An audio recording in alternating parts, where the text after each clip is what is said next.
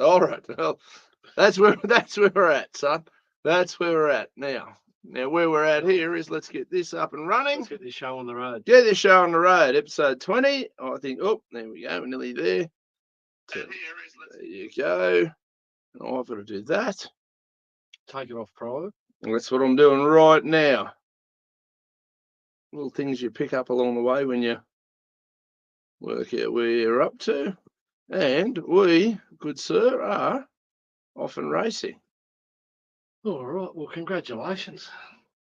20 episodes. 20 episodes. Who'd have thunk it? Pack your shit, get out of Pterodactyl FM. You're not going to give you any media there. You're not going to get any play. What's that other shitty rag called? The Tomorrow Dependent? No, the Tomorrow Dependent. Yeah, we'll stitch you up there. We'll you guys are going to do as you're told. They've been on their best behaviour. Would you believe? No. Let's get the intros out. Do the intros first, ladies My and name's gentlemen. Anthony Irvine. I'm a councillor of Tomorrow Shire Council, but the views I express here are mine and mine alone, and not those of Tomorrow Shire Council. And I'm Dean McRae, and I answer to absolutely nobody that I don't voluntarily choose to answer to. All my opinions are absolutely my own. And yeah, I stand by everything that I say, generally speaking. And if I do fuck something up, I apologise or I clarify. That's a nice one. What do you reckon? Well, in the preamble, we're discussing the Temora Independent. And I have heard of them. I've just completed a job today, actually, down the main street because they're moving offices. Oh, where are they going? Down where the Southwest Slopes Credit Union used to be. Yeah, right. So I've been dealing with Edward Higgins, who's the CEO. Right. Northeast Media. Okay. And it's been a pretty good interaction to date. Yeah, So, right. So, forgive me for Group editor Peter Marnie seems to have crosshairs on my head, but the rest of the company we seem to get along with. Yeah, right. That's pretty interesting, really. Yeah. So I don't know Peter Marnie personally, but from all my interactions with him, I've got nothing but contempt for the bloke, and I think he's an absolute cockhead. Well, it was funny, and I'm happy to say that on the record because I've got no sympathy for this bloke left. He lobbed out Warbirds Down Under. Did he? Yeah. Yeah, right. And he was doing his best. It was like something from the 80s. He looked a bit like he was doing a Miami Vice type. Had the white shirt. Yeah, little aviator shades. Yeah. Tom Cruise and cocktails. It was his best sort of Miami Vice Top Gun impersonation. But anyway, it was an interesting interaction because there was a couple of councillors there from Randwick and Randwick councillors. Hang on, we've had something to do with Randwick Council as well. Yeah, so that was well, they did it down here. Jesus, never dulled down in this joint. No, there was, mate, I'm telling you, the way that these things weave together. Oh, it's a tangled web. It is absolutely tangled.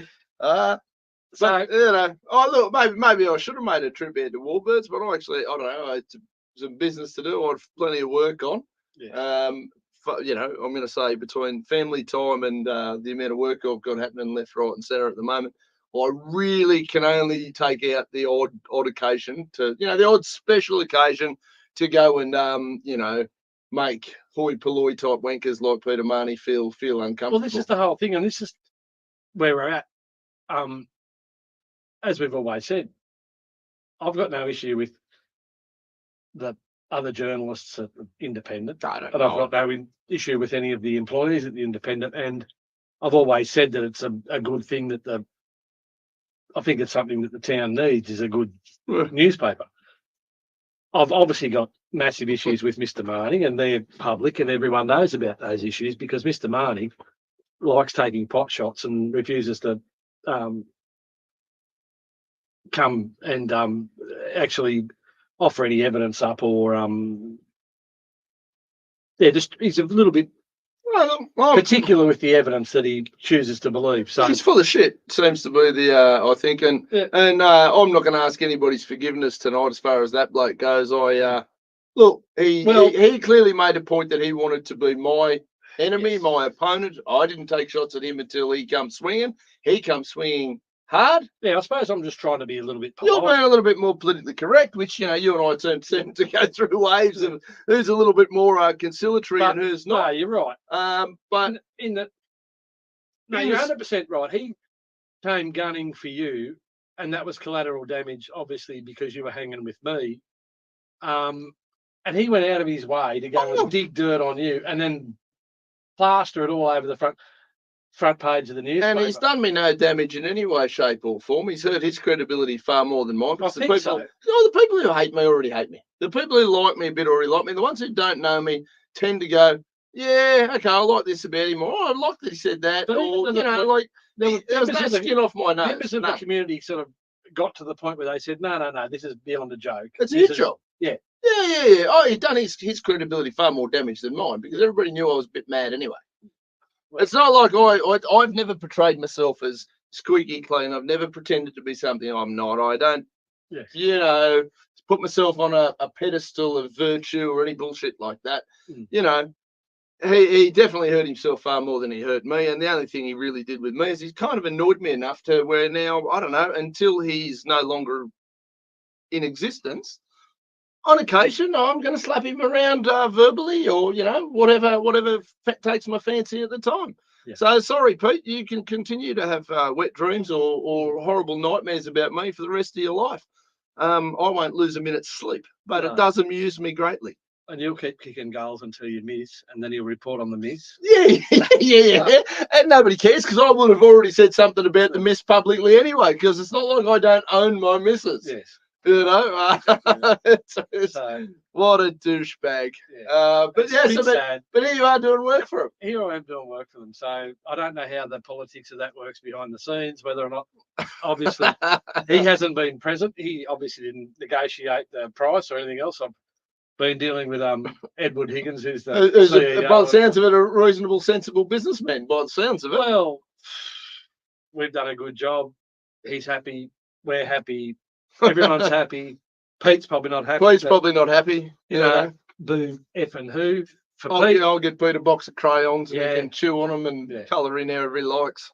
It's been interesting just how quiet the newspaper's been of late. I mean, I wouldn't know because here's how I know what happens in a newspaper. If they're going to take shots at me, the only reason I know is because I get about 50 people sending me screenshots going, did you see? This is bullshit. This is the difference, though. When we moved to Temora, the baby used to get delivered 2 times, like Tuesday and Friday, and we had a subscription. Yeah. So we were just consistent, loyal customers of the Temora Independent, and we have been ever since we've lived in Temora. Yep.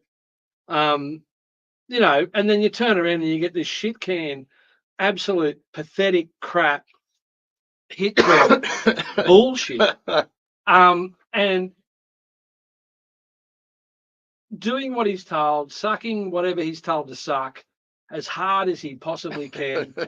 You know, the veins are popping. I'm telling you, he's sucking hard. I don't want to know about what veins are popping. I know that he'd love to be invited to as many Diddy parties as possible. I reckon he would. I'm sure that's how many bottles of baby oil, and I've had a well publicised sex life as well, apparently, but it's never been kind of that feeling out there, you know. Like I say, so that's where that's at. So anyway, it's been an interesting day in that respect, but look, good result for everyone concerned other than Pete. Other than Pete, tough shit, Pete. And we're at 20 episodes. And we're at 20 episodes. And I don't know what's going on with the Pterodactyl FM, but I've had a couple of former current presenters reach out in the last 24 hours. I will get back to you all. Sorry, guys. I'm pretty pressed for time on any given day.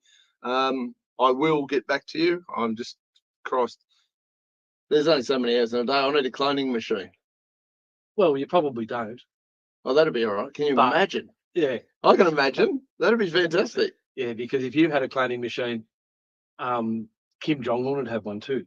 Oh, yeah, look, little rocket man. You wouldn't have the monopoly on the cloning machine. Whilst more of you might be something that we could deal with, more of others. You've got to take the good with the bad, mate. That's how life rolls. Well, that's the whole thing, though. There's a fair bit of cloning going on. One thing we missed, and it was a massive miss on both our parts, was the Queensland election that came and went. Oh, and I actually had friends running in it. Couple of mates of mine up there running in it, and it was probably the least engaged that I've been in an election for a long time. It was interesting to see how far Anastasia, the hatred of the Queensland people for Anastasia ran, because they have slapped her to. Well, I mean, her mate there, Giggles, he's been running the show for the last 6 months or whatever it's been. Stephen Miles is the guy who got booted, but yeah, I know Campbell Newman came on Pterodactyl FM as a guest of mine, friend of we're friendly allies. And Chris O'Feely, the new Premier, was in Campbell Newman's cabinet. Yes, when he was Premier. I haven't seen much out of Chris O'Feely that's made me go, oh wow, he's phenomenal. No, but if he just sits in the background and does his job, well, hey, tick. Yeah, look, and when I first met Campbell too, and he'll tell you, I chipped him on a couple of things that I thought were very unliberal that he did. I mean, I was quite happy to see him gut the public service as much as he did. I think he probably aimed more at. There were too many frontline workers that kind of got caught up in that when it really should have been all the the bureaucrats. Middle management seems to be the bloat. Middle management in this country, most Western countries, is the bloat for all of it, because they just create these bloody useless jobs just to justify their existence. It's spreading to local government now. Of course. So if you said we took the piss out of federal government was upper management and local government was the workers on the ground, and the state governments were middle management. I read an article today that there's a guy who's going to cop $550,000 a year working in local government. Yeah, it's retarded. Who the effing hell is he? Well, what the hell is he providing that is so valuable? Because I can't think of anything. I mean, look, if there's a couple of garbage people that have paid that now, I'm all for it. But even locally, our GM's on $300,000 a year living in Temora, which I consider to be ridiculous. Well, it is considered compared to what the average income of Temora would be. Now, I haven't got the census figures in front of me, but if they're talking about the Australian average wage of being about $80,000, well, that's very much biased away from Temora. We're sub that. That. Oh, absolutely. And I don't know what someone can do to justify $300,000 a year. No, I can't either for a government role. And like, and I've said it before. I'd abolish state governments altogether. Like, what do they produce? They don't produce anything. No, most of them produce nothing. They sit there and they basically sit in the middle. They sit in between the productive people and create a barrier that they can fleece X amount of productivity money off the productive people, siphon it in to justify their existence. You're not doing it the right way. Yes. You haven't filled out this form. Oh, look. You haven't filled out that form. And and we're responsible for this right up until they get challenged in that area that they're responsible for. Oh, that's a different department. Or that's a different part of the bureaucratic flick passes. Yeah, passes indeed. They love that shit. Whether they love it or not, they're very good at it. What do you got there? You've just grabbed your phone like you're going to tell us something that I didn't already know. I queued up an interesting news article. You'll recall that I went to a breakfast hosted by New South Wales ICAC. Yeah. And they had special guests. Yes. And I didn't get invited. I was very offended. Well, one of the special guests, it's recently or yesterday, it was announced that NAC Commissioner engaged in officer misconduct, the inspector has found. Yeah, right. Okay. So this is the fellow who sat up the front at the meeting in and lectured everybody, no doubt. And he is the first, numero uno. He's setting the tone for the National Anti-Corruption Commission, and probably on his first big job. It's been found by corrupt the inspector that he's engaged in misconduct. Of course he has. So he's Judge Paul Brereton, the head of the National. Now, this is from Lawyers Weekly. So you'd like to think that an article published on Lawyers Weekly would be accurate and certainly non. Well, I don't think anyone's going to sue me because it's published on Lawyers Weekly. You've quoted the source. Yeah, quoted the source. So Judge Paul Brereton, the head of the National Anti-Corruption Commission, engaged in officer misconduct amid a decision not to investigate 6 referrals from the Robo-Debt Royal Commission. Now, anyone can go and find that story, and it's been about for the last couple of days, but the disgusting part about that is the Royal Commission waited until the NAC was established. Yeah. And then handed over these 6 referrals and said, we really think you should investigate. Go and have a look here. Here's your starting point. Get stuck in, kids. And lock and load. This Mr. Brereton, who's a judge and a barrister. So he's obviously not very learned in the space, and it's his first week. Well, he basically didn't disclose a close association with one of the people who'd been referred. Right. Of course not. Now, I think the conjecture within the community and within other is if someone of that standing and education and knowledge, like he's almost, it's water off a duck's back. The comment that Mr. Brereton has made relative to this is almost sickening.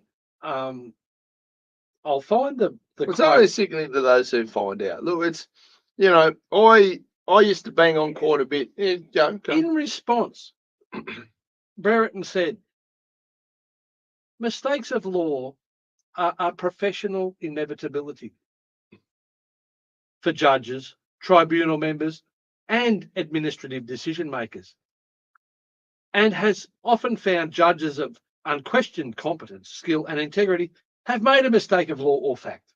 Sure, but mistakes are always regrettable, but the most important thing is that they be put right. This mistake will be rectified by having the decision reconsidered by an independent, eminent person, Brereton said. Well, I'm waiting for the phone call, Mr. Brereton. You give me a ring, I'll be eminent and independent, and I'll tell you exactly what I think. But I just can't believe that someone of his standing and his experience and his ability fucked it up in the first instance. Yeah, he's right. Mistakes happen in all areas of life. But the more experience you've got, the less you can make mistakes. And there's a legal mistake, and there's the bloke over there who I own a heap of horse races with, or horses, but like whatever. If you went out in the back shed on Sunday afternoon and you decided to pull the turbocharger apart on your car, and you've never done it before, and your car doesn't blow it up, that's a mistake. That's a mistake. Yes. But you've got no experience, so I'm going to cut you some slack. You're going to laugh at me. I'm going to laugh at me, and we're going to go down another. But you can't sit around there as an eminent judge and lawyer and go barrister. Yeah, barrister. So he makes coffee as well. Yeah, like what do you like seriously? Like, oh yeah, I've got all these 6 cases. Well, that's Joe over there. Now Joe and I own a heap of brothels together. We did a heap of illegal banking scams together. I probably should disclose that I at least know Joe. So we've got something to fall back on when the photo of us, at the brothel and comes out, and the goats or whatever the case. This is the problem with all these people. They're on this high horse.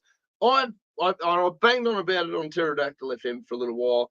But one of the biggest, who was purportedly, allegedly, not directly but indirectly enough that he lost his job, involved in the largest white collar crime in Australia, the deputy fucking tax commissioner. Yes. His kids pulled it off. Yes. A tax scam, the largest one in the country.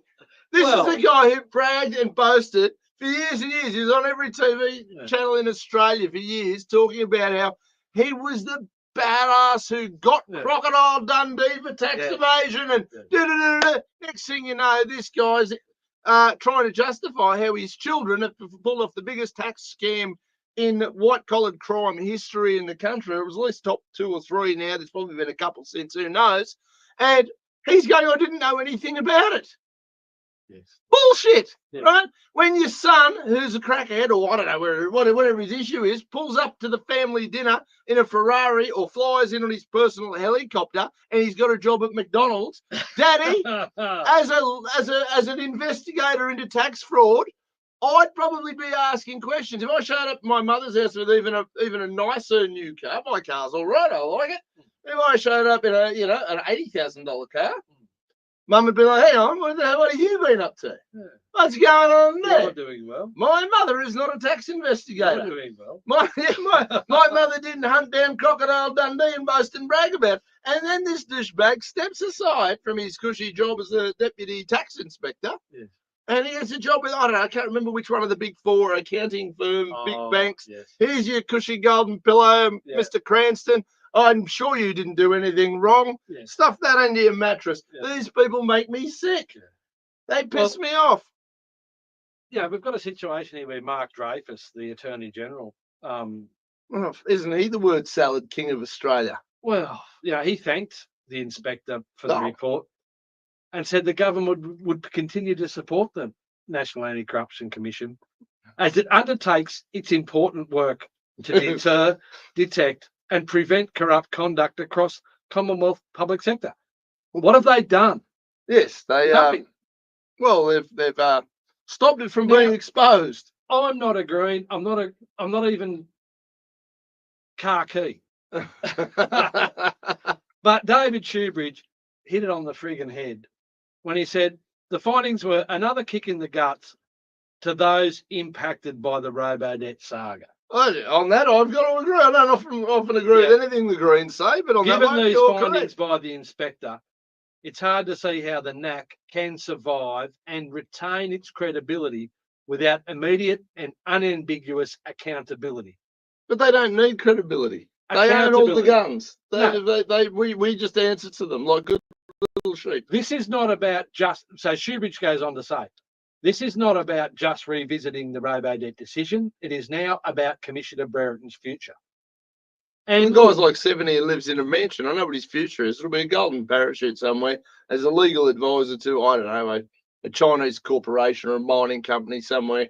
And he'll sit there and he'll get a little cushy thing and he'll sit at home. But he hasn't even acknowledged that there's any problem at the moment. Of course. He's got a fair process to go through. Well, there's always a process. Yes, but he hasn't even acknowledged. It's always a very big process. He hasn't even acknowledged that he's got a problem. And the process has to be so long, convoluted and complicated that everyone all you plebs, one, it's just too much for you to understand because you don't have a law degree. Yes. And it's just very deep and important. And within the 10 years that we're going to take to investigate this shit, you'll have either died or forgotten about it, or something else will have happened before then. There'll be a heap of grand finals, and and you'll be a footnote in history who's still sitting on feeding off the taxpayer teat as usual. Probably get an OAM. Oh, you've got to get one of them. If you don't get one of them, are you really a? Oh, sorry, I was going to say something there. I probably shouldn't. A part of the club, but I'll tell you what. Speaking of the club, have you watched the big orange bloke? He's on fire. Garbage. Yeah, see the garbage truck today. That was wild, and it was pretty wild with Joe's comeback and Kamala's sort of just going, Joe. Yeah, Joe, you're not helping. This is a big enough clusterfuck. We're getting smashed, and now you've opened your mouth again. You spastic. We've got to do our weekly. Of course, I'm throwing out the Trump cap tonight. You're on. I'm flying the flag for Trumpy tonight. Now, I'll be very, very clear. I say it any time I talk about the US elections. I am not a Republican. If I was a Republican, I'd be Ron Paul Republican. If you don't know who Ron Paul is, do your homework. Ron Paul is phenomenal. Yeah, he's still a politician in America. No, he's not. No. I'll pull. Ron Paul's the guy who came out and said, "End the Fed. Let's get rid of the Federal Reserve." Ron Paul's brilliant. Current markets. They've got the big orange guy. He's firmed up. I'll bet he has. He took a half a blue pill. He's firmed up nicely. The big orange guy is sitting at $1.50. Yeah. Not even worth a bet now. $2.60 for Kamala. She'll be at $5 in a couple of weeks after the next absolute cluster. When are we due? They've got a couple of days. Next weekend, this weekend. The 5th, isn't it? Yeah, it's next weekend. Yeah, so I might have to have an election party somewhere because it'll be a hell of a show to watch. Well, Donald's probably going to have the other half of that pill and have an election party. So, for those who don't know, I'm talking about with the garbage truck. The current US president, the senile. But is he? He stepped down, didn't he? No, he's still the president. That's the problem. Are you kidding? Nobody's in control of this truck. It's just technically he's still the president. Technically he's still the boss. I haven't seen Sleepy Joe. They've put him in his wheelchair. They've locked him in a cage. They've said, Joe, just you stay out of the way, mate. We've got this. And then Kamala comes out and puts out the best set of word salad you've ever seen in your life. I haven't seen her answer one question straight yet, not even close. She is an absolute spaz. And I know it's nice that they're talking about it. Spaz. Oh, look, they've rolled out this lovely vagina of colour. Yes. To tick those boxes, to try and have the only thing she's running on is being the first African-American woman to ever be president. That's all she's got. And if you're there are far better contenders. I have no issues with a woman being president if they're amazing. I'd love to see Tulsi Gabbard get a crack. I reckon she wouldn't be a bad bet for a couple of years down the track either. Don't worry for President Trump's too old. He's not going again. If you know who Tulsi Gabbard. Oh, I know who Tulsi Gabbard is. She's fantastic. But then for some reason they allowed Biden to speak to a camera the other day, and he declared all Trump supporters garbage. Now that came off the back of one of the comedians at Trump's big rally at Madison Square Garden the other week made some joke about Puerto Rico being a great big floating island of rubbish. Yes. Now, what I didn't know about that is apparently they have a massive, massive waste problem in Puerto Rico. Apparently they've got all sorts of, the whole joint's literally a great big tip at the moment. So in context, probably not a funny joke, but it is a fact. So anyway, that's spiraled off into Joe Biden declaring anybody who's a Trump supporter to be garbage. Yes. And whatever words he used were, oh, we know who the people who are garbage are and they're Trump supporters. Whatever the phrase was, he tried to backtrack and say, no, well, I just meant those particular ones who said that about the Puerto Rican people. So, of course, in Trump fashion, he got a garbage truck, put his Trump signatures on it. He put himself in a high-vis vest. So did Vivek, the little Indian bloke. He's fantastic. I don't know if you've seen much of him. And they all showed up to all these rallies with, in garbage trucks going, yeah, well, we're here. Yeah. Grant Cardone's now doing, 10X garbage man type stuff. So, look, it's fun to watch. It is. It's a circus, isn't it? Absolutely, it's a circus. But at least it's a circus at the moment where, and if you listen to any of Trump's speeches, and I know, a lot of people don't, and they go, I don't like him. I can understand why people don't like him. I can totally understand. But I can't understand why people could look at Kamala, who has done nothing, and look at a Trump, who we've already seen what he achieved in 4 years. It was a pretty good 4 years. Other than the media telling us he was going to cause a war every 15 minutes, and he's the only president in recent American history that did not start a war while he was in power. Yeah, I think he finished a couple. He finished a couple. Avoided a few. He shut a couple down. He did not start. Only president. Bush started wars. Other Bush started wars. That's probably why he got. Clinton started wars. Obama started wars. The country's going to go broke if they don't have a couple. Absolutely, if they're not feeding the military, industrial military complex, they're in big trouble. It's just so wild to watch. This is where the whole thing is starting to get a little bit out of kilter. Cuba is basically broke. Well, they've been under socialism for 60 years. Castro took over.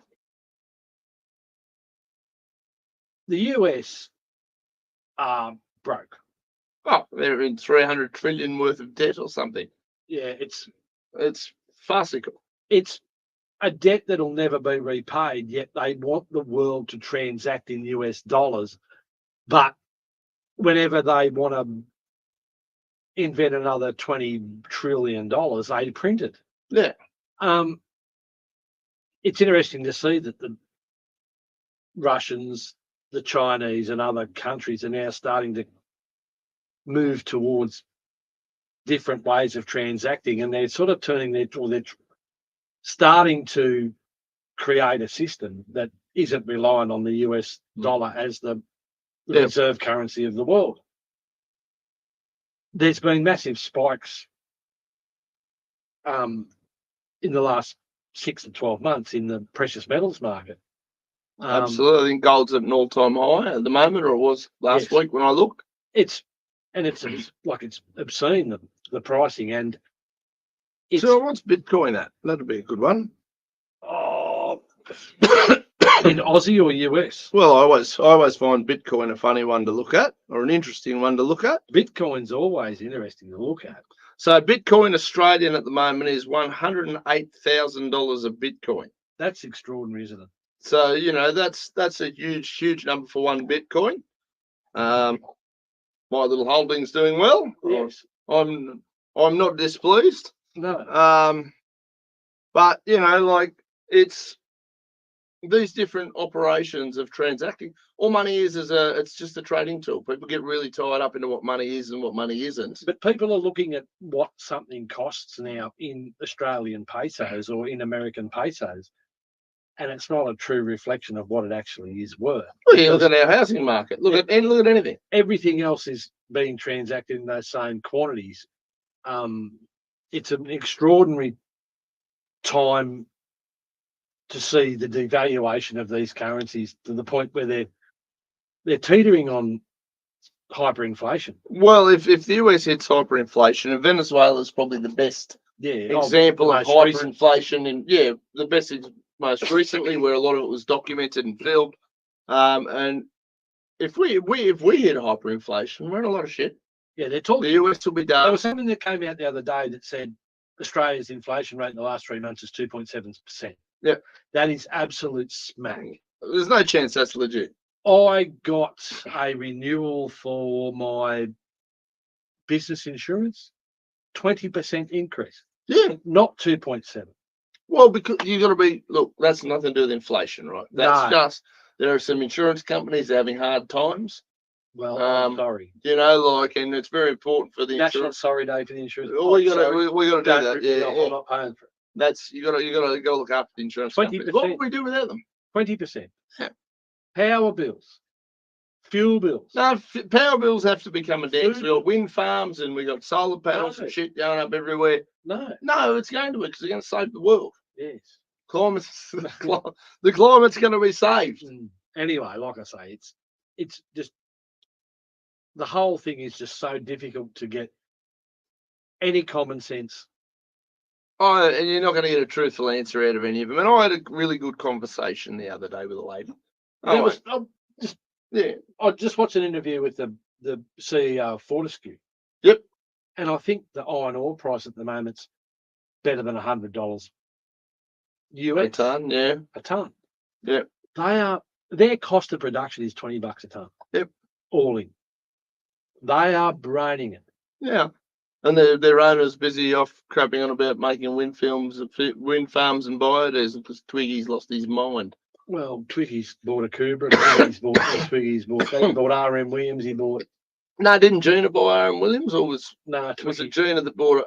Gina, one of them bought a Cobra, one bought RM Williams. I thought Twiggy bought the pair. No, I don't know. I don't know if those two get along, but look, I had a chat with I'm going to say older than me certainly.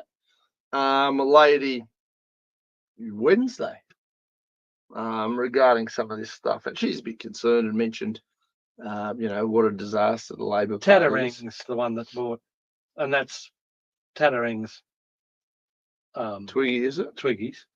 Yeah, right. And anyway, go on. Sorry. Well, and let's be fair, the Temora area is a stronghold for the LNP. Big nationals posse here, and I don't begrudge anybody who supports the Nationals, other than they're not seeing past their nose or what once was. Do you know what I mean? Like, so the original, if I go back and you can do it, you can go online and you can look up the Liberal Party We Believe statement. Sorry, I'll butt in. Tattering have bought RM and a Cobra. So yeah, right. It's pretty much Twiggy's little buddy. He wants boots. He wants hats. I want to know what Gina bought, because Gina bought one of them. Yeah. She bought one of those sort of things. But anyway, but the average punter just goes, oh, the Nationals are going to do, or they're not as bad as the Labor Party. Or the Labor Party is worse. And the Labor Party is... I think they're all shit. Yeah, yes. Yes. They're all shit. They are all absolutely shit. They're a debacle, but none of them do what it says on the box. When I read the Liberal Party We Believe statement... This is where people, and we support people like Lydia Thorpe, not because we agree with Lydia Thorpe. Yes, but because Lydia Thorpe gets up in the morning and she 100% believes what Lydia Thorpe believes. Yes. And I don't support her, but I support her right to be there as long as she gets elected on the same electoral rules as everybody else. She doesn't flip flop. Well, I mean, they all flip flop. So the fact she doesn't just gives her an extra bar of respect. That's what I'm saying. In my eyes, like. So if you believe in her brand of whateverism. Yeah, I got a lot of strife when Mark Latham made the. Do you remember the poo tweet with the gay guy from Latham? Yeah. Like, that was huge. I must admit, I read it while I was drinking coffee. I spat the coffee everywhere. I burst into laughter. Yeah. I screenshotted it. I went, "Oh, this is going to blow up."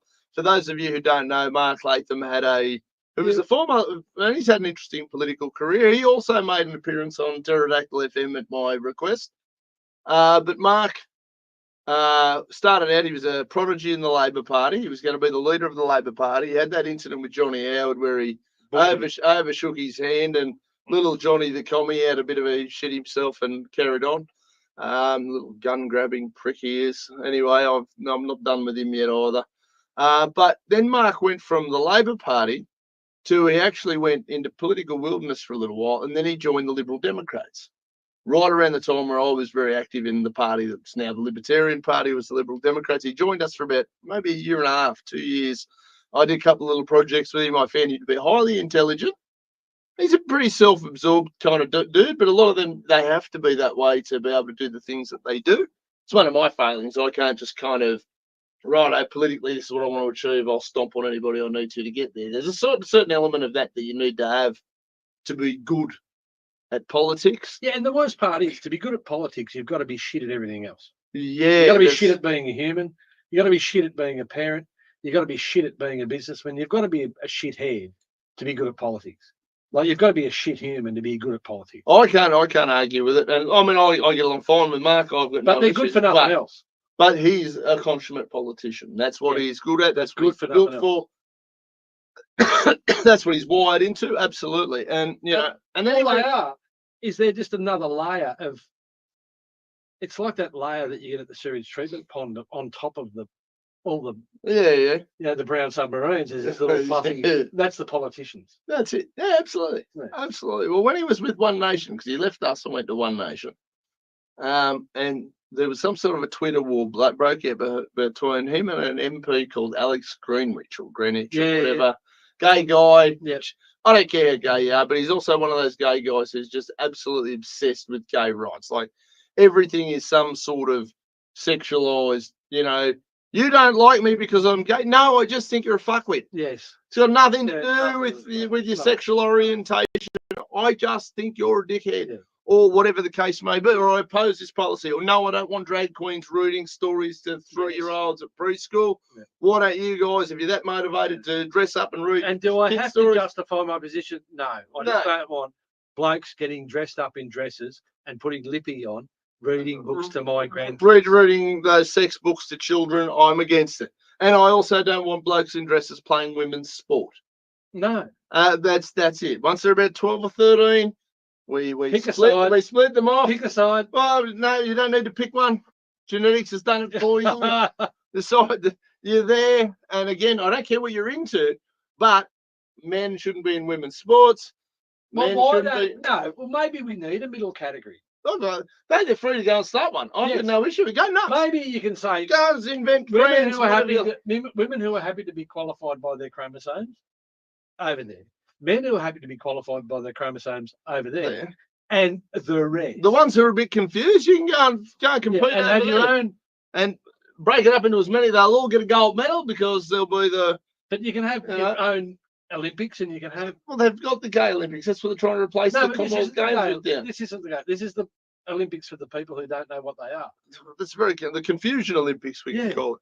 And, and again, I don't care. But I know some of these people. They're nice people. I don't have a problem with them other than this bullshit obsession with politicising their sexuality or their confusion. I've got someone being gay. No. But I've got a problem with someone who's clearly got male physical characteristics who wants to go and play against the girls. I'm not going to take up women's boxing. Yes. And I can tell you, I've spent time with women's professional fighters. I sponsored one for a period of time. I gave her my money. I said, Yes. here's some money. Let's Yeah. go do a world title. Like that was all. And but you're in a ring with them, and from every technique, every physical capability, everything they're going to beat living shit of you in a boxing match. Yeah. But as a bloke who's just under 100 kilos, if I can catch you and hold you, I can fucking hurt you. Yeah. And there's nothing. It wouldn't matter whether you're wearing all the lipstick in the world. That's not going to change that. So when you see these blokes in women's sport, it pisses me off because it's just not on. It just doesn't work. It doesn't add up. It's unfair to women. And the sort of dickheads who go, I'm a feminist, and then kind of support men and women's sports, you're the worst of the worst. You are the dumbest people on planet Earth because it's not fair to women. It's an absolute slap in their face, the female athletes, because we're built different. The genetics is different. It doesn't matter. Have all the, gay sex, weird sex, whatever you want to have. I could really not care less. What I do care about, though, is I don't want to see, world-class female athletes who train their asses off, they put in all the dedication, all this, and all of a sudden they're beaten by some bloke because he decides to identify as a ham sandwich. Like, fuck off. Yeah, no, Not on. That's crap. Pretty weird about all that. It's bang off. Speaking about highly tuned sports people, how's your prep going for the half marathon? I'll tell you what, I'm up to about 8,000 steps for today, and I've done 7.5 kilometres. But most of that's walking around the car yard and delivering parcels. So you still got about your 14K short. Here's what I'll guarantee for the people, and the people who are watching. Thank you to everybody who's already donated. I think we're up to, about 500 short so far. Well, so I kicked the can. You kicked a couple of bucks in, and there's been a few other people a few old actual friends from the Libertarian Party have sort of jumped on, ticked in a few dollars, and I know you want me to come back, guys, and I'm happy to be peripheral, but I'm not coming back. Is there anybody out there who wants to put up some money on the basis that here's $100 if you finish? Oh, I'll finish. No, that's what I'm saying. So, right. Is there anybody out there sitting back going, you won't finish that? I'm not bloody tipping in for that. So if there's anybody like that, absolutely. Open your wallets. Yeah, have a bet. Put a bet on. Yeah. Now, back the other way, for these people who might take a punt. Yeah. Would you meet them back the other way? Absolutely. If I don't mean, I'll pay it difference to $2 grand. Now we're getting serious. Yeah, absolutely. So for anyone out there who's a bit of a pundit, a punter, or just wants to sort of challenge me no end and take the piss out or whatever, or have the opportunity to do something, put their money where their mouth is, absolutely. I'll make the difference up, no problem at all. Pardon me. But look, I'm a big enough psycho where I've decided I'm going to do it, right? Which means I'm going to run 21 kilometres. Now, and it doesn't matter whether you finish. There's no look. I'm not going to beat the Kenyan guy who's flown in from Kenya. When's it start? I kick off at 7:30 on Saturday morning, which is what date's that? The 2nd. Right. So that's 2 days away. 21K. So even if what's walking pace? I've basically nominated that I'm going to come in under 4 hours. Yeah. Now I don't know where I got that number. I did Sydney to surf last year before, so I think I just when I filled out the forms and stuff, I kind of looked at the numbers there. At 16Ks, it's a pretty hardcore course. It is hard. It took me whatever. Yeah, I should be right to do it under the 4 hours. But look, I've got enough mongrel dog in me where I've decided I'm going to do this distance for this charity, right? So I will absolutely bite down, and I know there's going to be people there, and they're going to be in costumes, and they're going to be waving to the crowd, they're going to be taking photographs. I'm going to be trying not to puke. Yes. And I'm going to have my head down, and I'm going to be one foot in front of the other. There'll probably be a few chicks with short shorts, and I'll probably go, oh, fuck, that's not bad. You won't be talking. There's going to be nobody to talk to. It's going to be the quietest Dean McRae absolutely in years. I'll be huffing and puffing. It's going to be painful. I'll be, that looks all right. Oh, shit, hang on, I've just tripped over. Yeah. It's going to hurt. There's no doubt about it. But, it's a fucking good cause. Yes, it is a good cause. As I said last week, look, the world's full of good causes. That's probably the biggest problem. You can only support so many. That's why, look, the world is full of good causes, and to anyone out there who's got a cause, knock yourselves out and get behind it. But everyone can't donate to everything. No. Everyone can't commit to everything. And, you know, for me, the most interesting part of this little thing is, and Lisa said to me this afternoon, you know, I haven't made me talking about this personal enough as far as what I experienced with it.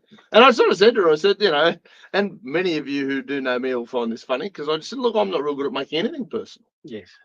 She's like, what are you talking about? Everything's about you. Our world revolves around you, which is kind of funny. And yeah, I get it.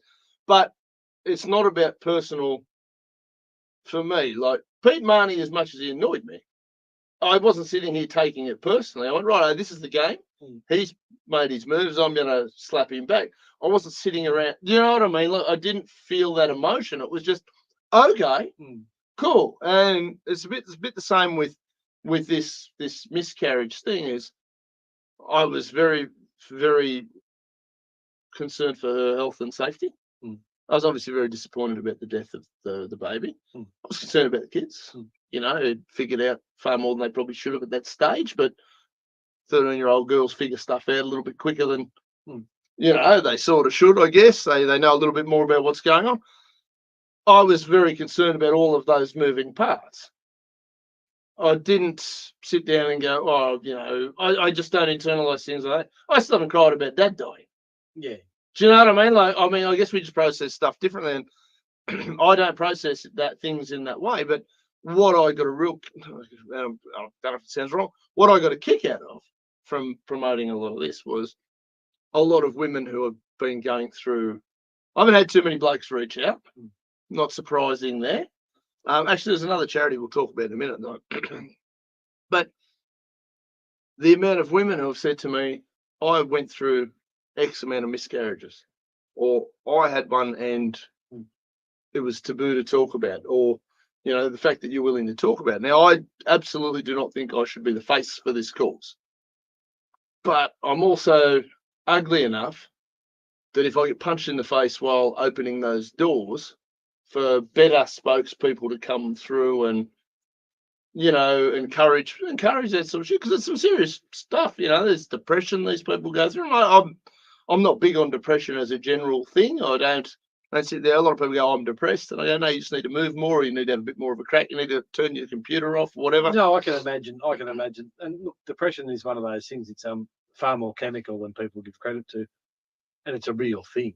It's a real condition, and it's a thing.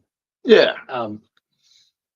So, pardon me. The idea that you bounce out of bed every day feeling $1 million and bucking your brand off. There's some poor bastards who get up every day and they want to neck themselves. Oh, absolutely. Yeah. You know, like, and I don't know how you'd go through life if that was your lot in life. And I can understand that people do have a struggle. I can understand where these ladies are coming from when they do talk to you and they do say that, you know, it's good to see that someone can get the conversation started. It takes that. I've got people in my family who've been affected by it. And from a female perspective, I imagine there's a sense of capability. Well, what I've been learning and discovering is there seems to be a sense of capability, a failure. Yes. My body's failed. My body didn't do what it was supposed to do. I caused this. This is all my fault. Yeah. A lot of guilt. Yeah. You know, and arguably in some cases there may be some merit to that. If you're, you know, arguably in some cases, drug abuser who's living on fairy floss and if you just live on McDonald's 24 hours, you know, I mean there are so you're smoking 50 packets of cigarettes a day, whatever the case may be. If you're treating your body like a tip and your body doesn't do what your body's supposed to do, well, you can understand these things happen. There's other people there who are living a perfectly normal life and giving themselves every opportunity, and when there's a breakdown in that system, they do have to question themselves. And there's I've seen different people handle it different ways, but I understand that Yeah, yeah, and people do. I mean, like, I've got some. I'm going to say elderly aunts. I mean, I've got my mum's one of 16, so there's a million of them. Yeah. Well, 16 of them, but it feels like there's a million of them. Yeah. And you know, some of them have been through it, and that was just something you would never talk about.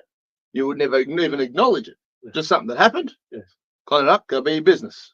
Dinner needs to get on the table, and Yeah. you know, things keep rolling. And you know, I'm far from a bleeding heart, but I also think there's better ways to handle it than just pretend it never happened. Yeah. And there's people who need more support in that area. And again, if my big mouth and no, well, look, I'm wishing you all the best, and I reckon it's going to be the quietest quiet 4 hours all of you for the year, apart from the huffing and puffing. Well, and I reckon the hour afterwards, probably the half hour afterwards, I'll be in a good mood when I finish it. But you know, look, again, anybody who wants to chuck a couple of bucks in, I'll put the link in the. Yeah, it's in. I've made a heap of Facebook videos, so if you're watching this on Facebook Live, there's a chance that somewhere in my little thread there, you'll find a couple of these links to this. Look, we aim for $2,000. We've done the first 30-day cycle. PayPal and lets you do 30 days, so we hit 1,800 and whatever, or 1,180 or whatever it was. And this cycle, I think we're up to about 300-400.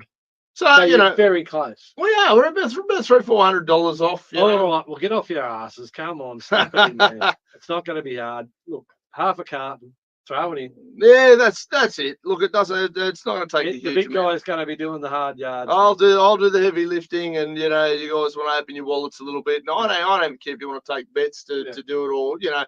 Yeah, like that's something a bit silly or whatever. That might raise a little bit, I reckon. I'm happy to be the butt of a few jokes. Yeah. It doesn't worry me at all for a good cause. It's no problem at all. Now, the other charity you're talking about. Well, there's a couple, but there's a bloke who's doing a walk, I believe, from Wagga to tomorrow. Yeah, right. Anthony. Now I'm gonna mess this up because I can't remember his last name. I donated $50 to come across it on Facebook. Yep. If anybody knows Anthony's name, it's a mental health walk from Wagga to tomorrow. I'm not sure what date he's doing it. I just looked at it, went for it's for mental health. I thought, what a good call. So I threw $50 at it because as long as the money's making it somewhere, where's the money going? Yeah, so that's why I'm hoping somebody here's gonna bring it up and put it on. It's So Annie Hale, I'm pretty sure you, and I know you watch regularly, Dallin. If you've got those details, but that's an interesting one. Tipsy Throttle. Joel Skidmore and Daniel Smetana are doing the Country Hope Outback Rally. I know a sign rider who's going to help. They're doing a little bit there. And I know there's another team, obviously. Ben Reardon and Danielle Reardon and Daniel and Virginia Wood, they do a rally as well. Yeah, right. So there's a couple of teams involved in that this year. So I hope they raise $1 squillion for Country Hope. It's a really good cause. What are you? No, I can't find anything popping up on a basic search on the. I'll find it because bloody. And did you see? So they've been doing a battery drive for the Tipsy Throttle boys. So have you got any old batteries? Anthony, I reckon we could probably help them. What's that? With some batteries. Oh, you got a few, have you? Yeah, I've had a couple collapse. I've got a couple of big truck ones. I'll be getting a few bucks. Yeah. Well, so what the Tipsy Throttle boys are doing, I'm sure Annie or somebody will put something in the link when they get a chance. We can only remember so many things. It's so much, but when I read about it, I kind of well, that seems like a pretty good cause, and you know, all the feedback's good. He's doing it through the Southwest Slopes Credit Union, whatever charity thing there, but the Tipsy Throttle boys, they're doing a donut drive or something. I don't actually eat donuts. You'd be surprised to learn. So I haven't got a sweet tooth at all. Yeah. But the Tipsy Throttle boys are doing a battery drive, old batteries. Dean McShane has offered to pay full freight. So whatever the batteries are worth at the time, that's all going into the charity. So thank you, Dino, for doing your part there. Scrap dealers get a bad rap on occasion, but I'll tell you, he's not a bad fella. And the boys are doing this Country Hope rally. They've got a truck there, or they're doing up for this rally, and it's going to be a really good experience. And I think it's 5 days rallying around. I don't know, we're in the middle of the outback, raising money for Country Apes. So we will get those boys in here for a bit of an interview at some stage. We will. And yeah, like I say, there's plenty of members of the community will be kicking the can for a good cause like that, as we always do. Okay. Absolutely. I reckon we're probably just about wound up here for our 20th episode, because it's been pretty. We wanted to be a positive one. We did also want to give Petey Marnie his little punch in the face to start the day. Just remind Paul Brereton that if you want to be head of the NAC, you probably shouldn't get charged for misconduct. Yeah. Look, we can't let that's your first job as NAC commissioner and you stuff it up.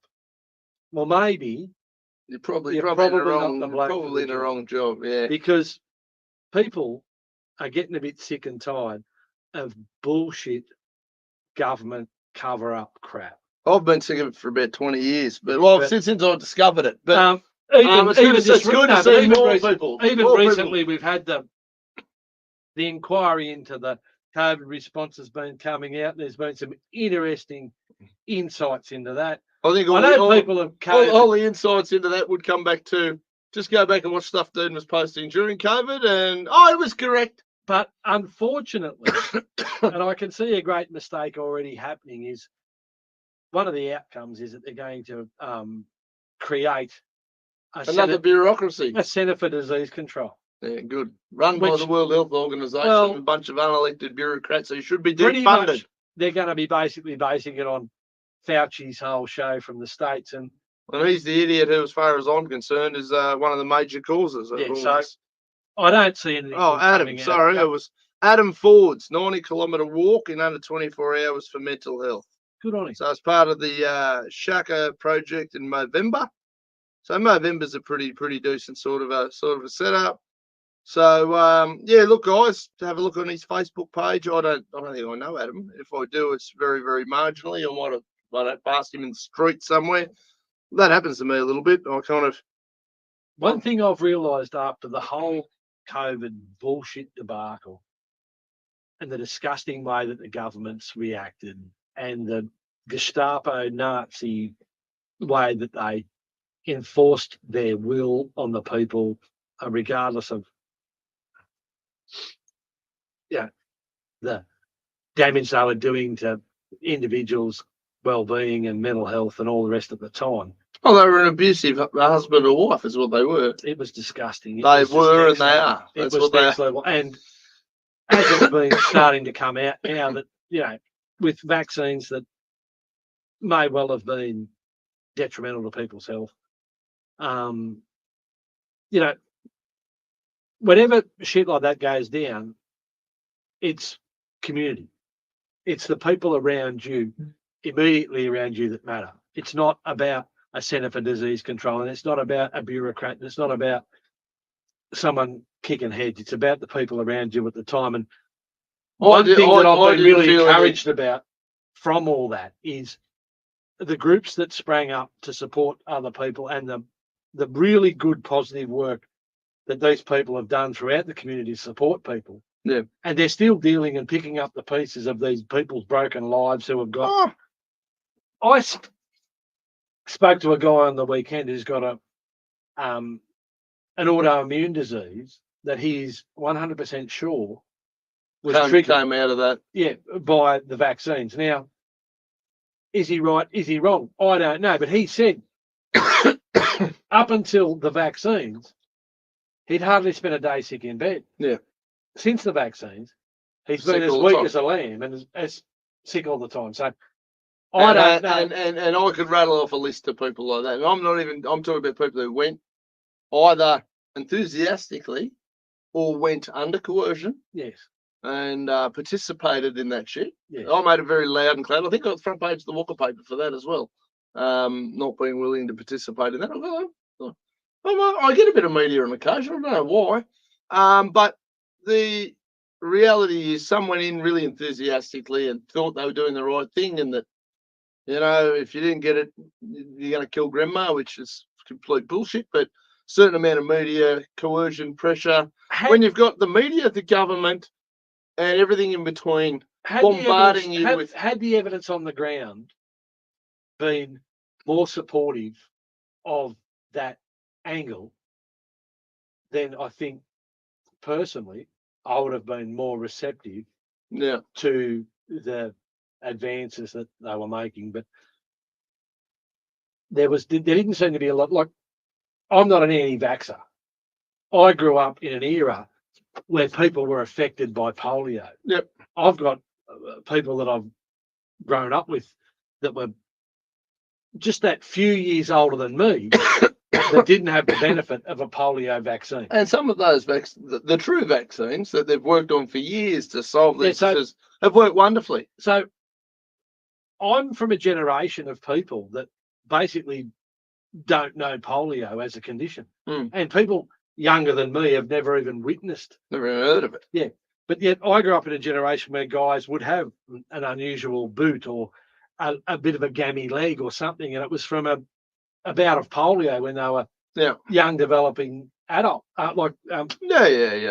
adolescents and stuff like that. So, I'm not anti-vax, but I'm anti the ones that haven't been tried and tested. I'm also anti them being absolutely demanded at gunpoint by corrupt politicians. I like to be able to be given the evidence and given the choice. Well, you make your own mind up. And I love to make my own mind up. That's exactly right.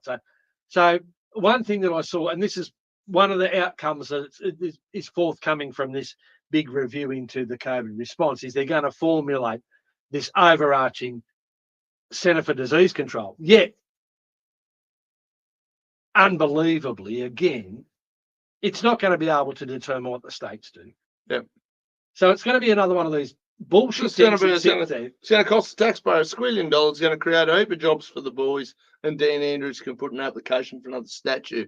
Yeah, and realistically, when the push comes to shove, it's going to be people like Dan Andrews or McGowan or they're going to be hitting it up with all their wonderful at the state level. Yeah, who are going to be making those decisions. Yeah, and I don't want to make any decisions. No. None. No, and particularly when it becomes something where you're putting something in your own body and they're telling you have to. I'll tell you what baffled me, and obviously we can lean into this a little bit because, when we're talking about infants and all this sort of stuff. The same people who screamed, "My body, my choice." Yes. Fuck, that changed quickly during COVID. Yeah. Well, only except for that one. Yeah. Except for the one that suits me because I'm scared. Or, well, the government's telling us this one. Yeah. It's amazing how people change their principles ever so quickly based on a little bit of fear. Yes. When that fear is disseminated throughout the community by every single newspaper, every single radio station, every single TV show, it was on a level. It was an unprecedented level. It was the best marketed flu in history. Yeah. The coercion and the bullying is I don't think we're not going to sit here and dwell on this, but this is just relevant at the moment because it's relevant at the moment because they're delivering the findings from the inquiry. You and I have been pretty gentle on the COVID stuff. Like, realistically, as far as our 20 episodes go, we've hardly spoken about it. We've kept it fairly calm. But back to the main point was the most positive outcomes that I saw out of that whole debacle was the response by small community groups who supported each other at a local level and really got around people and made the difference. Yeah. So that's where it's at. So anyone who sits there and looks to the government for answers, you're looking in the wrong spot. Absolutely. Look over your fence, look over the street, look down, look at your neighbour, look for 2 doors down, 3 doors down. They're the people, that's the community. They're the ones that matter, and they're the ones where you can actually stick together and you can help each other in your day-to-day stuff. Absolutely. 100%. If you can stop and help someone, check in on them, see if they're okay, do something nice just for a friend or just for... It doesn't even need to be a friend, just somebody who looks like they just do something in your community.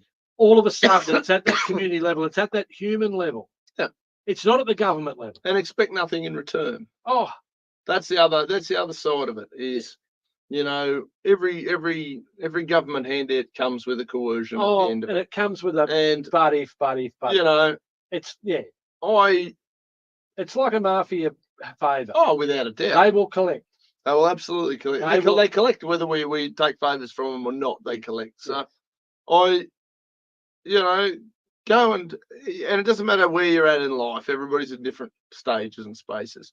You can do something for somebody without expecting anything in return. You do something. Yeah, and when you do, it's just surprising. Like the best outcomes that I saw out of all that COVID debacle was the response from certain groups within the community and the way that they got around each other and the way that they really supported each other. And that's the good part. Yeah, that was absolutely. So whilst they're having this big inquiry into the response to COVID and all the rest of the bullshit, and people like Dan Andrews will be off scot-free, regardless of how disgustingly they treated their. I probably made more long-term friends during that COVID period for people who were like-minded. Arguably at the time I was, in the federal campaign, but an awful lot of people came looking for organisations like Liberal Democrats at the time to support them and defend them. And I've made friends for life. Some of those people. Yeah. There are people there from Victoria who've never heard of Temora who've been up here now visiting and things like that because they found safe space is the wrong word, but they found a community that they sort of were like-minded enough and supportive enough. And I've got a whole tribe out at Dubbo that way that I've never known before. A whole tribe in Melbourne of people that I never knew before in Victoria and all over the state, people that I've never. And I'm not the most personable guy. Like I don't go running around. I don't keep a million friends. You don't need a house full of people to feel as though you're on the right track. Yeah. I don't require that validation, but it is nice to know these people exist and, everyone's got each other's backs and, there's support there. You just got this sense that if the shit hits the fan, there's a group of people out there. They're going to catch you. Yeah. Absolutely. And it's amazing what that does for your self-esteem. Well, some would argue mine's too high, but, Well, I'll tell you what, the way the world is geared these days, if you don't get out of bed in the morning thinking that you're 10 foot tall and bulletproof, you're in a lot of trouble. You're going to be sucking your thumb and in the fetal position because the world is smacking people down. It's knocking people down left, right, and centre. And I like to think that a little bit of my energy, can rub off on people and improve things. We've got a couple of big.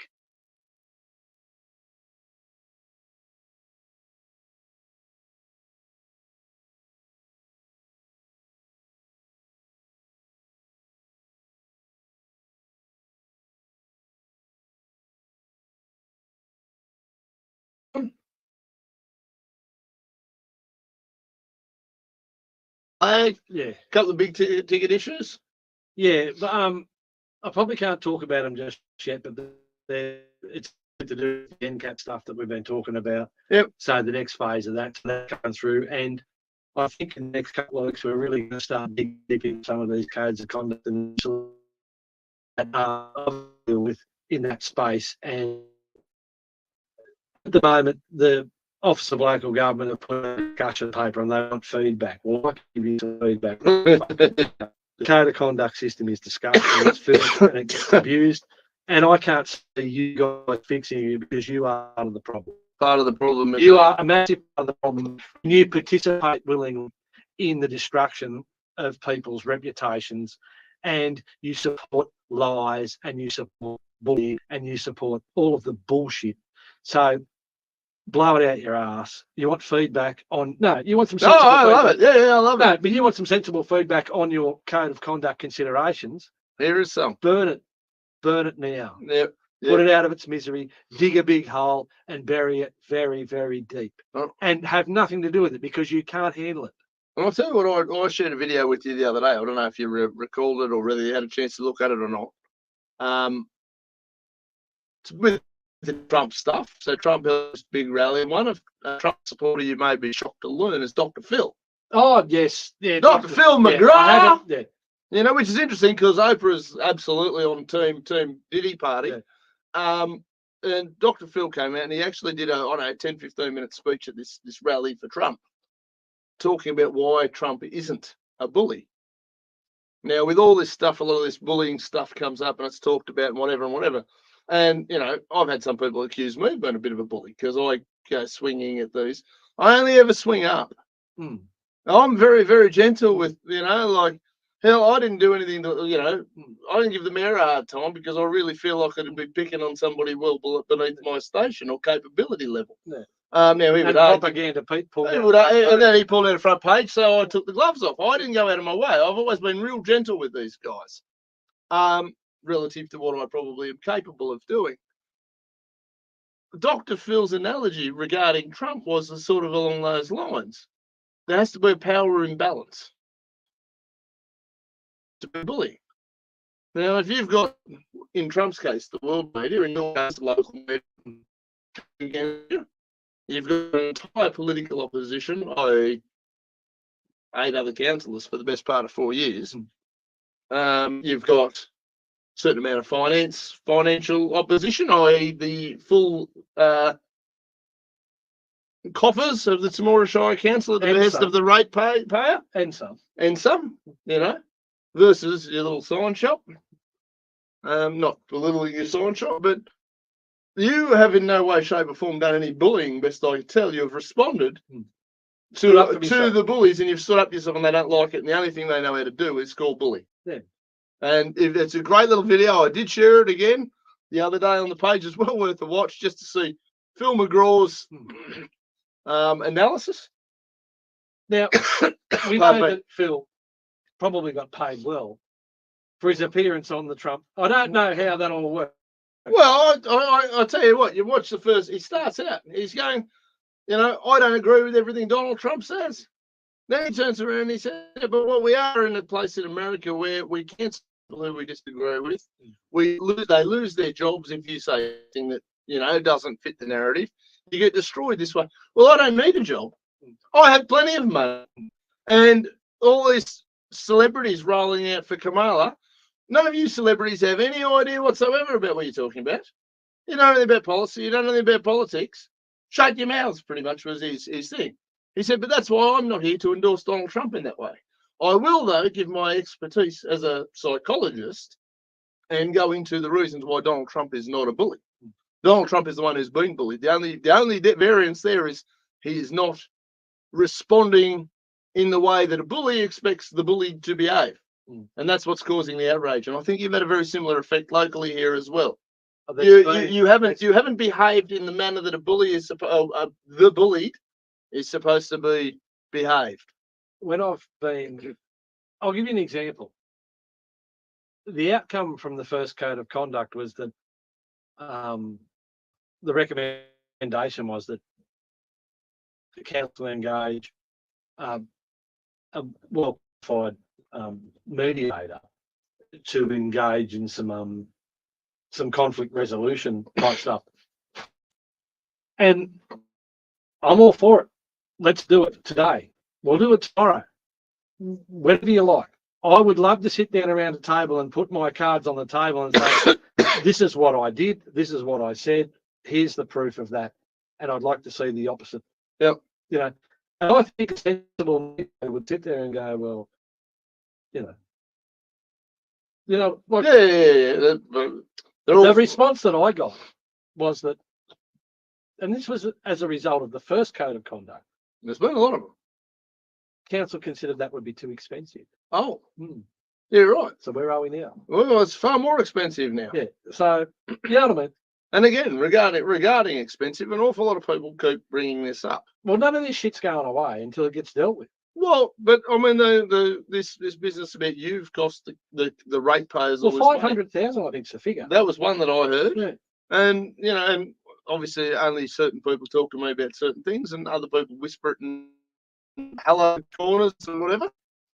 No, incorrect. No, 63 is the current. It was currently is 63, but also this man did not cause that to be spent. It was a concerted choice on behalf of a council who was, one, loves to piss money up the wall, two, was shitting itself because it was getting its ass kicked by a signwriter, and three, decided to lawyer up over something they could have solved in 5 minutes flat by being honest, transparent, and not full of shit. Well, look, this is the whole problem. It's one of those things that once you're in so far and there's too much reputation at stake, there's too much ego, that they can't afford basically to unwind it and go back to a sensible situation. I'm sure there are players in this situation that would like to Oh, back and get into time machine, revisit it. This Make is a getting comfortable, and this is getting really, really awkward because as much as certain elements go, well, they've got to live in this town, and we'll make it tough for them.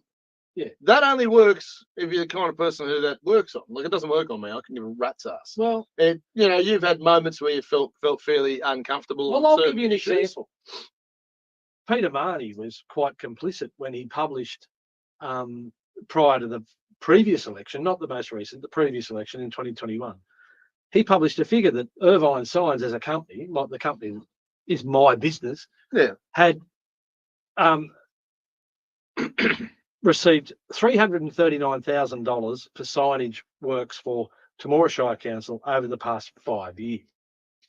Now that worked out to be $56,500 per year. Yeah. Now this wasn't a blip; it was over 5 years. Yes. Okay, so and without being rude, there's an awful lot of signs floating around the joint. But there's a lot of. It's not hard to put together a job that's worth 20 grand. Yeah, I can imagine. You know what I mean? So it's not a stupid amount of money. $56,000 in the scheme of things when you've got a business at the council that's expending in excess of $30 million a year. Yeah. And if you're providing a hard, tangible product like that, it's not hard. Yep. We did projects, and I'll give you an example. We did the upgrade at the swimming pool. There's a mural on the wall. Yeah. There's a sign out the front. There's internal signage. There's multiple forms of signage there. And the whole job costs sub 20. Yep. So it's all there. Yeah. It's all, you can touch it, you can feel it, you can see it. You want to see the dockets? Here they are. So far, this financial year, total amount of money that Irvine Signs have received for signage products and services for Temora Shire Council is less than $2 grand. And that's in the first 4 months of this financial year. Yeah. If we roll that out, we're looking at about a reduction of 90%. It's amazing, isn't it? It's amazing. Now, last year wasn't any better. It was fairly poor. What was your grand total?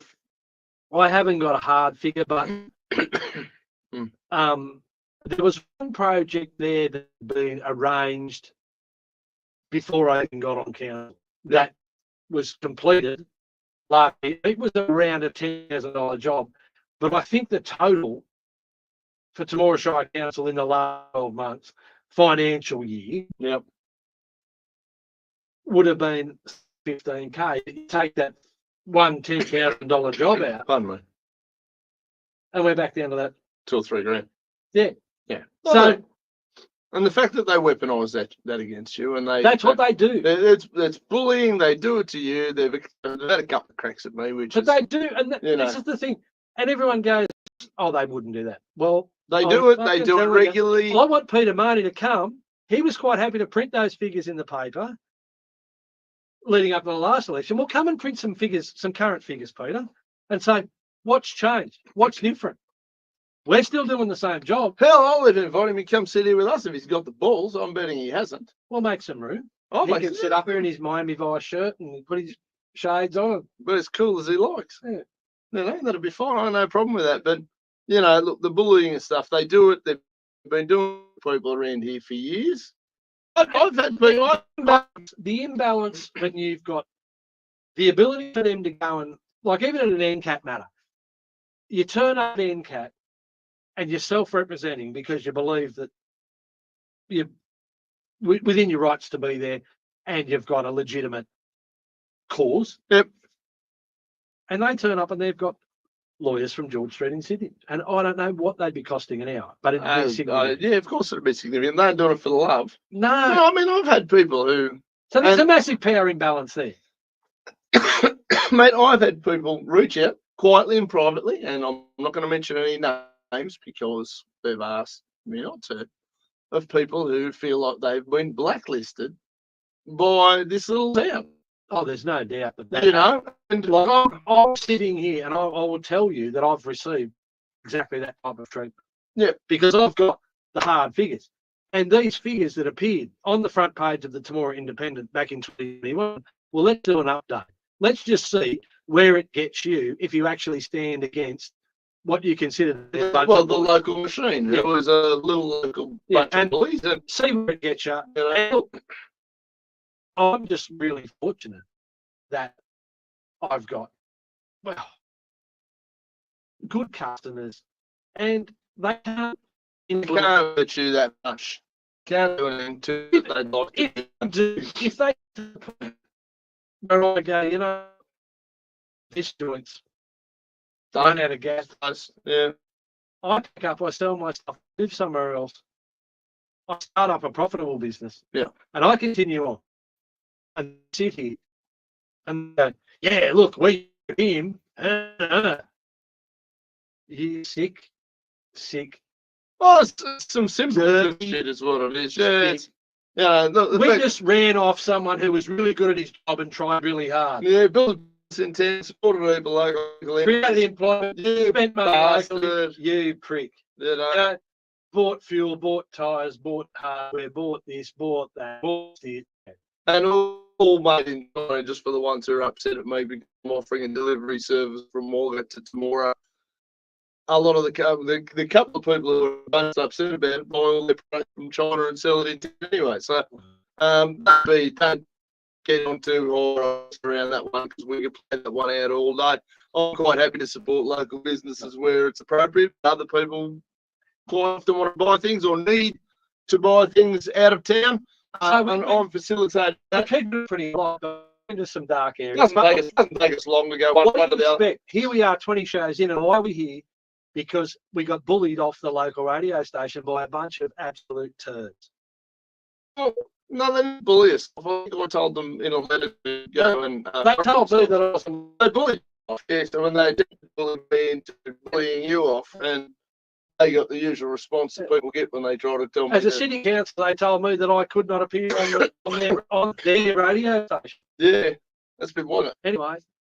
Yeah, we're at 20 shows, and probably got more sponsorship. I reckon doing a spin off Doctors account looks probably healthier than 2 MFMs at any given start. Oh, well, certainly a credibility against miles in front. And we have withstood the bullying, yes, and we will continue to withstand it. Oh, I'm not doing it. No, I enjoy this shit far too much. Yeah. But here we are, 20 episodes in, ladies and gentlemen. Thank you.